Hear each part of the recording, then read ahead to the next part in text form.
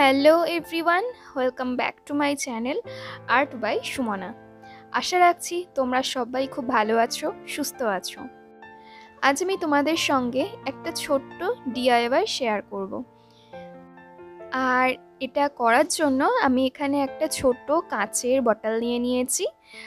আর আমরা সচরাচর কোনো বটলে আর্ট করতে গেলে অ্যাক্রিলিক কালার ইউজ করে থাকি, কিন্তু আমি আজ এখানে একটু অন্যরকম করতে চেয়েছিলাম, তাই এখানে আমি জেল পলিশ ইউজ করছি। এটা কিন্তু নেল পলিশের মতন একদমই না, এটা কিন্তু ড্রাই করতে গেলে আমাদের ইউভি লাইটের প্রয়োজন হয়।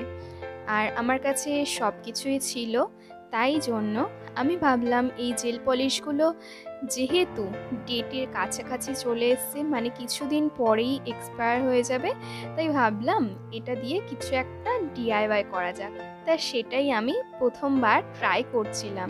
এটা কিন্তু আমি ফার্স্ট টাইমই ট্রাই করলাম এই জেল পলিশ দিয়ে কোনো কিছু ডেকোরেট করার। তাই যেমন ভাবনা তেমন কাজ আমি শুরু করে দিয়েছি।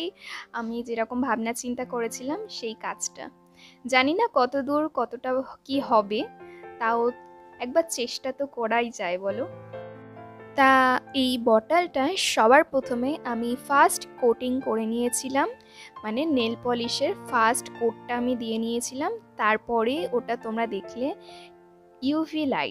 ইউভি লাইটের মধ্যে আমি এটা ড্রাই করে নিচ্ছিলাম। আর এই জেল পলিশ ইউভি লাইটের মধ্যে কিন্তু 60 সেকেন্ড অন্তত রাখতেই হয়।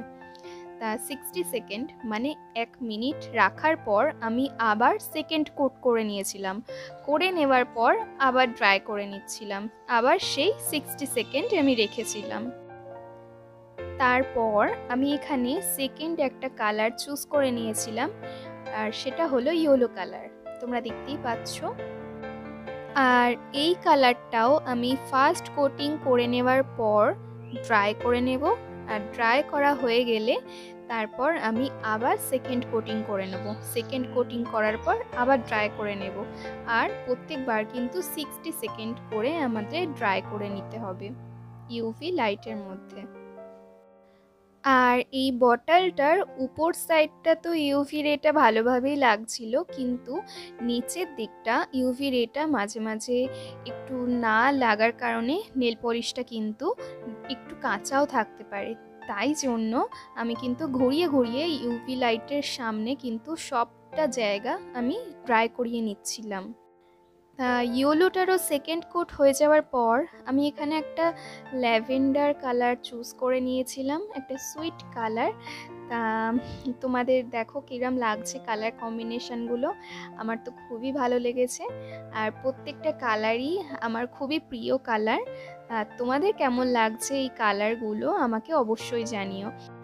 আর প্রত্যেকটা কালারই কিন্তু আমি ডবল কোট করে নিচ্ছিলাম, আর প্রত্যেকটা স্টেপে কিন্তু আমি ড্রাইও করে নিচ্ছিলাম বটলটা ভালোভাবে ইউভি লাইটের মধ্যে ঘুরিয়ে ঘুরিয়ে।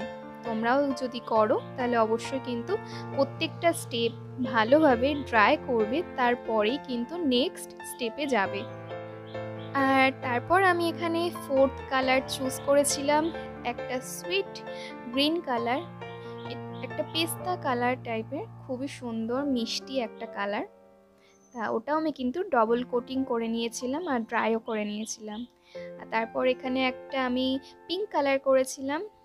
আর তারপর লাস্ট এখানে আমি একটা কালার চুজ করেছিলাম, ওটা হলো স্কাই ব্লু কালারটা। স্কাই ব্লু কালারটা এখানে অতটা বোঝা যাচ্ছে না, অনেকটাই লাইট কালার তো তাই। তা যাই হোক, করার পর সেকেন্ড কোট করার পর তাও অনেকটা বোঝা গেছে, কিন্তু খুব সুন্দরই লাগছিল। প্রত্যেকটা কালারই খুব সুন্দর লাগছিল একসাথে। আর প্রত্যেকটা কালার ড্রাই করে নেওয়ার পর আমি একটু অ্যাক্রিলিক কালার নিয়েছিলাম। অ্যাক্রিলিক কালার দিয়ে তারপর আমার মাথায় তখন যেরকম ডিজাইন এসছে আমি তেমনই করে দিয়েছি।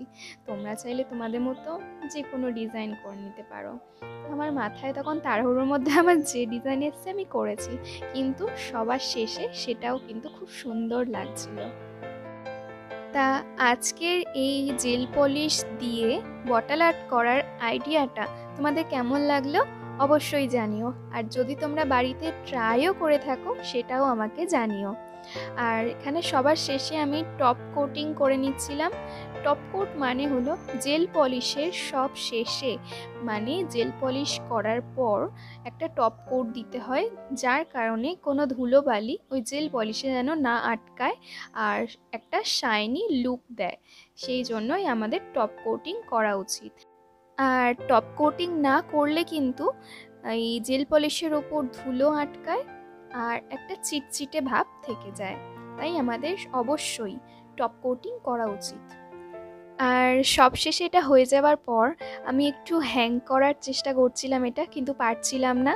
তাই ইউটিউব থেকে একটু সাহায্য নিয়েছিলাম যে গ্লাস বটল কিভাবে হ্যাং করা যায়, সেটারই আমি চেষ্টা করছিলাম এখানে। কিন্তু এখানে ঠিকঠাকভাবে আমি এটা করিনি। পরে আমি অফ ক্যামেরা এটা আবার খুলে সুন্দরভাবে করেছিলাম, বেশ ভালোই হয়েছিল, ভালোভাবেই হ্যাং করা গিয়েছিল। তা যাই হোক, আজকের এই আইডিয়াটা তোমাদের কেমন লাগলো অবশ্যই জানিও। আর ভালো লাগলে একটা লাইক আর কমেন্ট করেও কিন্তু জানিও।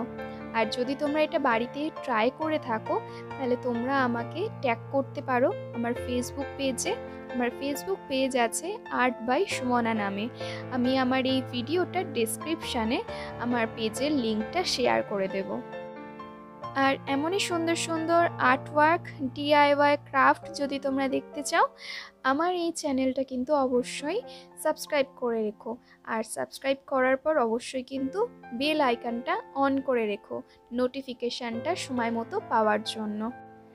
আর নেক্সট একটা ভিডিওতে আমি তোমাদের দেখানোর চেষ্টা করব যে আজকে আমি এই যে বটল আর্টটা করলাম এইটা দিয়ে কিভাবে হোম ডেকর করা যায়, ঘরে কিভাবে রাখলে, কি জিনিস দিয়ে সাজিয়ে রাখলে ঘরটাও সুন্দর লাগে, সেটাই আমি চেষ্টা করব তোমাদের সঙ্গে শেয়ার করার।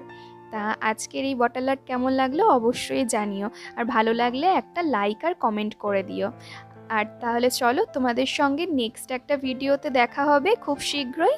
ততক্ষণ তোমরা সুস্থ থাকো আর ভালো থাকো। বাই।